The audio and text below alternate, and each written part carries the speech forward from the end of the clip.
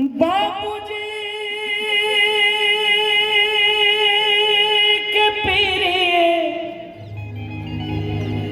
और मई के पीरिए परन होली हो। वैसे भी बिटिया जो बेटी हो खेले वो अपना पिता के सबसे करीब हो खेले। और वह सब देख ले होगा कि पिता वृद्ध हो गए हैं, उनकी तबीयत खराब है, उस समय बेटा नौकरी में होता है, नहीं पहुंच पाता है। बिटिया कहीं से भाग करके पहुंचती अपने पिताजी के उस अंतिम क्षण में। इसलिए बेटी अपने पिता के सबसे करीब होती है कि अपना अरे बाबूजी के पीरिए